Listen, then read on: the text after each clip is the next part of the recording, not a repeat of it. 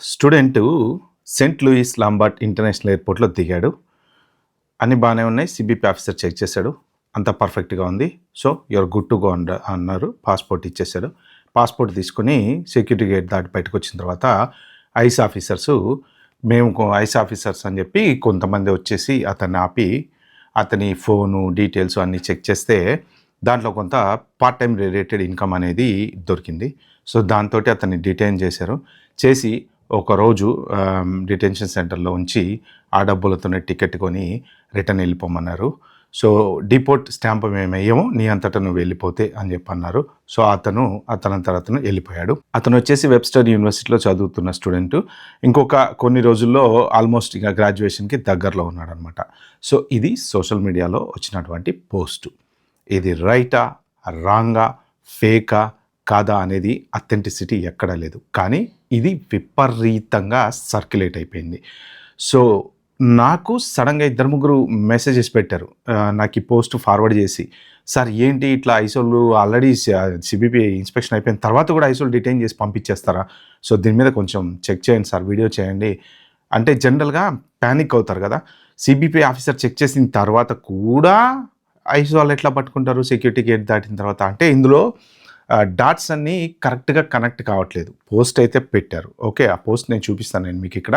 But ఆ post authenticity ఏంటి, ఎవరు పెట్టారు, ఎందుకు పెట్టారో నాకైతే తెలియదు కానీ ఎవరో ఫ్రెండ్‌కి ఇలా జరిగింది అని అయితే షేర్ చేసుకున్నారు. సో, నేను వాళ్ళు మెసేజ్‌లు పెట్టారు కదా అని ఈ వీడియో చేయట్లా. కానీ ఏమైందంటే ఆ పోస్ట్ చూసిన తర్వాత 2, 3 వీడియోలు చూసాను నేను. ఎవరికి వాళ్ళు అంటే హిందీ లాంగ్వేజ్‌లో కొంతమంది, తెలుగులో ఒక ఇద్దరు ఇలా జరిగింది. ఈ ఎయిర్‌పోర్ట్‌లో స్టూడెంట్‌ని ఇలా పార్ట్ టైమ్ జాబ్ వల్ల పంపించేశారు. భయపెట్టడానికి వీడియో చేయలేదు. సో, అవేర్‌నెస్ కోసం వీడియో చేస్తున్నా, జాగ్రత్తగా ఉండండి అని చెప్పి చేస్తున్నారనమాట.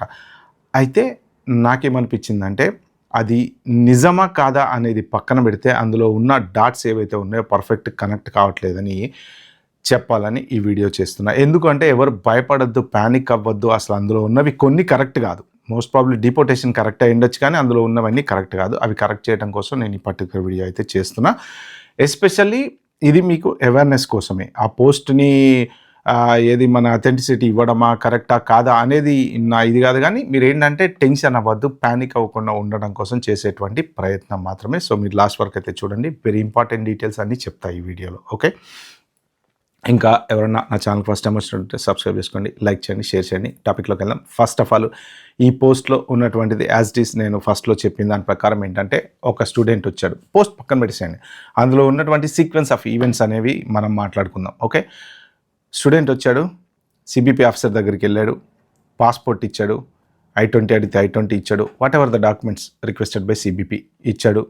పాస్పోర్ట్ హ్యాండ్ ఓవర్ చేసి యూఆర్ గుడ్ టు గో అన్నాడు. అక్కడతోటి సీబీపీ వాళ్ళు ఏం చెక్ చేయాలనుకున్నా సరే ఆ సెక్యూరిటీ చెక్కో, లేకపోతే మీ ప్రొఫైల్ చెక్కో, లేకపోతే మీ బ్యాక్గ్రౌండ్ చెక్కో, whatever it is, okay, మిమ్మల్ని గుడ్ టు గో అని పాస్పోర్ట్ చేతిలో పెడితే you will be admitted into United states.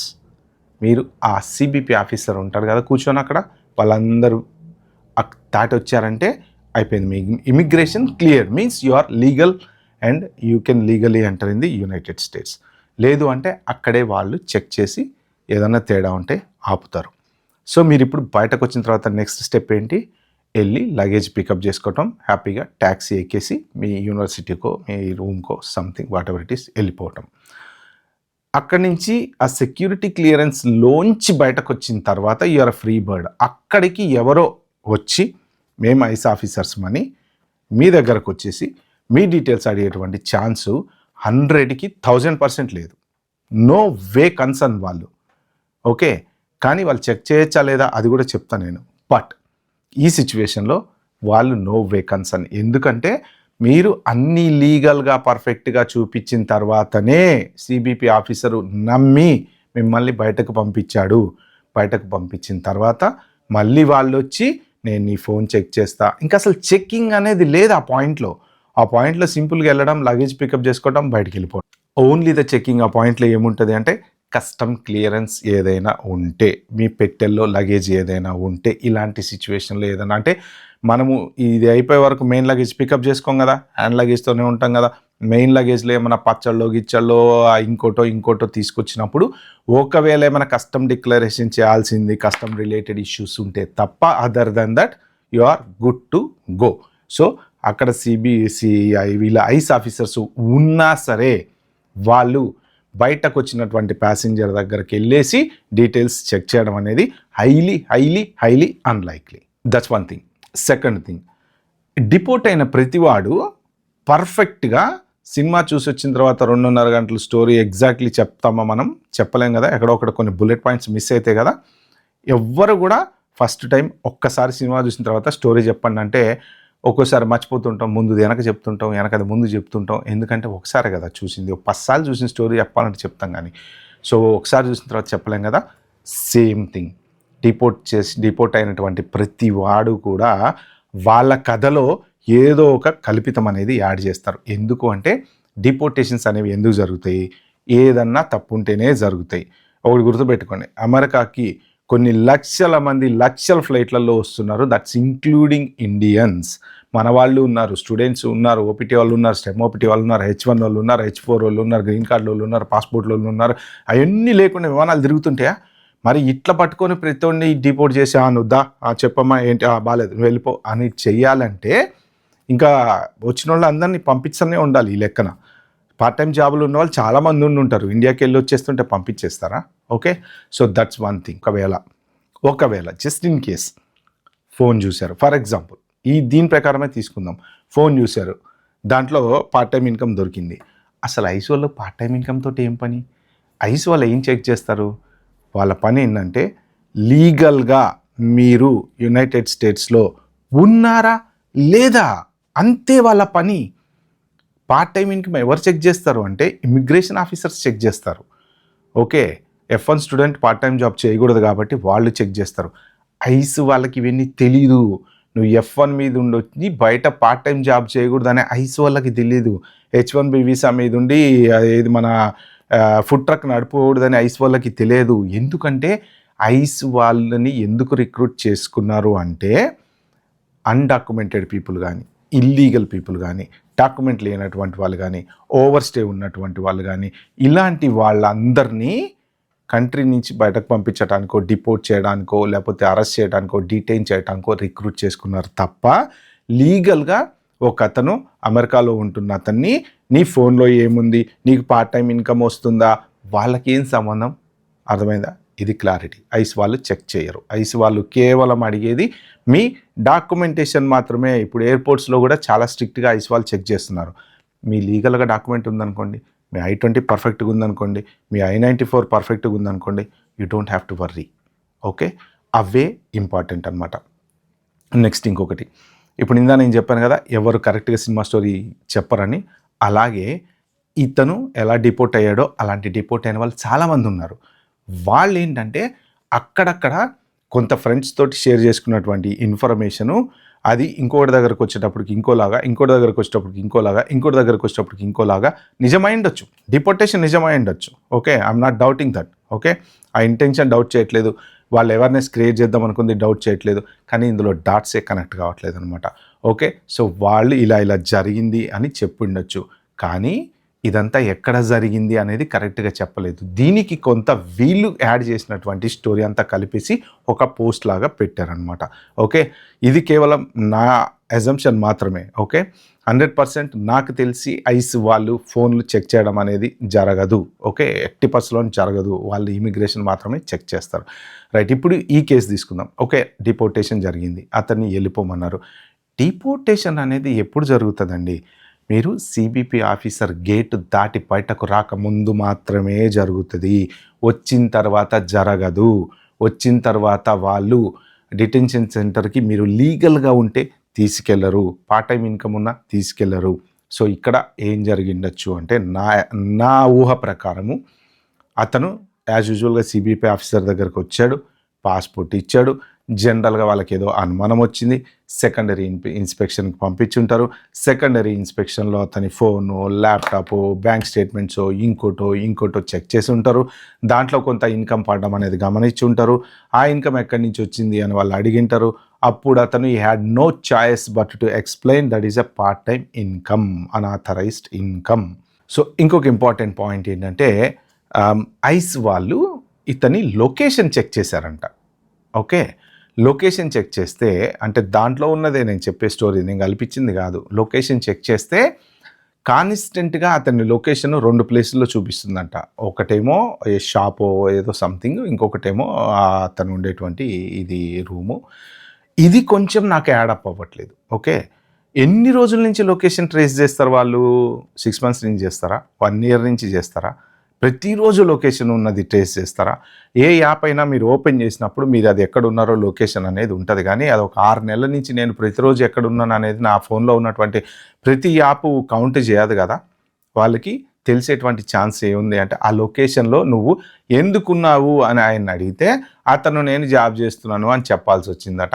అందుకని వాళ్ళు ఏం చెప్పారండి అంటే డిటెన్షన్ సెంటర్కి తీసుకెళ్ళి ఒక రోజు నుంచి నీ అంతటా నువ్వు వెళ్ళిపోతా అంటే మేము డిపోర్ట్ స్టాంప్ వెయ్యము, మీరు వెళ్ళిపో అని చెప్పి పంపించేశారు. సో ఇక్కడ జరిగింది నాకు అర్థమైంది ఏంటంటే లొకేషన్ అనేది ఎప్పుడు 6 నెలల క్రితం నేను వెళ్ళిన లొకేషన్ ఇప్పుడు నా ఫోన్ నుంచి ఎలా ట్రాక్ చేయగలుగుతారు? అంత టెక్నాలజీ నాకే తెలియదు, మరి చేయొచ్చేమో. ఓకే, జరిగిందని నేను అనుకుంటున్నా.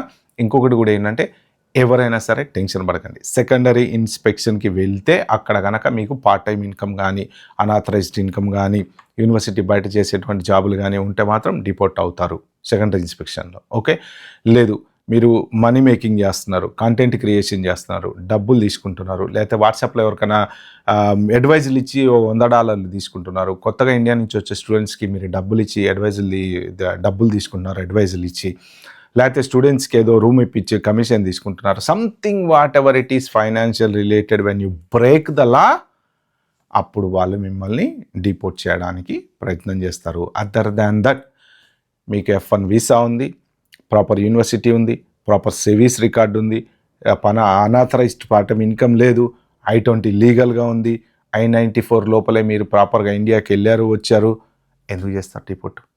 చేయరు, 100% చేయరు. ఇంతమంది పిల్లలు చదువుకోవట్లేదండి, రోజు బోల్డ్ అంతమంది వస్తుంటారు పోతుంటారు, ఎట్లా చేస్తారు, ఎందుకు చేస్తారు? సో అదొకటి, ఆ లొకేషన్ ట్రేస్ చేయడం ఒకటి, ప్లస్ ఒకసారి మీరు బయటకు వెళ్ళిన తర్వాత ఐస్ వాళ్ళు సడన్గా ఉన్నట్టుండి రా బాబు నేను చెక్ చేస్తామని ఆపటం ఒకటి, ఇవి డాట్స్ మ్యాచ్ అవ్వట్లేదు. బట్ ఇప్పుడు సారీ వీడియో లెంగ్త్ ఎక్కువైతుంది, బట్ ఇప్పుడు అసలు ఐస్ వాళ్ళు చెక్ చేసేటువంటి రైట్ ఉంటుందా సెక్యూరిటీ చెక్ దాటి బయటకు వచ్చిన తర్వాత కూడా అంటే ఎస్ ఉండొచ్చేమో. అది కూడా ఎలా అంటే డేటా షేరింగ్ అనేది ఉంటుంది కదా వాళ్ళ దగ్గర. ఒకవేళ సిబిపి ఆఫీసర్ కనుక ఇంకా ఏదన్నా ఇతన్ని పంపించేయచ్చు, బట్ స్టిల్ ఇతనికి ఏదో డౌట్ ఉంది అని అనిపిస్తే వాళ్ళ ఇమిగ్రేషన్ ఏమైనా షేర్ చేసుకుంటే వాళ్ళ ఇన్ఫర్మేషన్, ఎందుకంటే ఇప్పుడు ఆల్మోస్ట్ ఐస్ అనేది డిహెచ్ఎస్ కిందకు వస్తుంది. ఇవన్నీ డిహెచ్ఎస్ అనేది మెయిన్ అంబ్రిల్లా, దాని కింద వచ్చేటువంటి ఇవన్నీ చిన్న చిన్న సబ్ ఏజెన్సీలు కాబట్టి డేటా షేరింగ్ అనేది ఉంటుంది. కాబట్టి ఒకవేళ వీళ్ళకి ఏదైనా అనుమానం వచ్చింది అంటే వాళ్ళకి ఇన్ఫర్మేషన్ ఇస్తే, ఐస్ వాళ్ళకి ఇన్ఫర్మేషన్ ఇస్తే ఐస్ వాళ్ళు ఏదైనా క్రిమినల్ రిలేటెడ్ రికార్డు ఉందో లేకపోతే ఇంకోటి ఉందో అని అప్పటికప్పుడు అక్కడ వాళ్ళని పట్టుకొని ఆ క్రిమినల్ రిలేటెడ్ రికార్డు గురించి అతని డాక్యుమెంట్స్ చెక్ చేసేటువంటి ఛాన్స్ ఉంది తప్ప వాళ్ళు ఫోన్లో పార్ట్ టైం ఇన్కమ్ చేస్తున్నాడా అని చెక్ చేసేటువంటి సీన్ అయితే లేదు. అలాగా ఉంటే ఉండుండొచ్చు ఆప్షన్, లేదా ఎయిర్పోర్ట్లకి ఎంటర్ అయ్యే ముందు చెక్ చేసే ఆప్షన్ ఉండొచ్చు.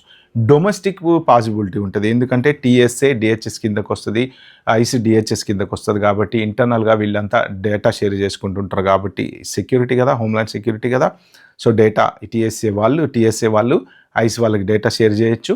సో నువ్వు టికెట్ బుక్ చేసుకుంటా ఎక్కడో దిగుతావు ఎక్కడో ల్యాండ్ అవుతావు కాబట్టి నీ డీటెయిల్స్ ఉంటాయి కాబట్టి ఐస్ వాళ్ళకి ఇచ్చి ఉంటారు కాబట్టి వాళ్ళు దాన్ని వీళ్ళకి అది మన చెక్ చేసి ఒకవేళ పేరు మీద క్రిమినల్ రికార్డో ఇంకోటో వాట్ ఎవర్ ఇట్ ఈస్ ఏదైనా ఉంటే తప్ప వాళ్ళు పట్టుకోవడానికి ఛాన్స్ అయితే లేదనమాట. సో దీని గురించి, ఈ పర్టికులర్ పోస్ట్ గురించి మీరు ప్యానిక్ అవ్వద్దు, టెన్షన్ అవ్వద్దు, ఎవరు భయపడొద్దు. ఐస్ వాళ్ళు అంత సింపుల్గా అన్ని లీగల్గా ఉంటే ఎవరు పట్టుకోరు.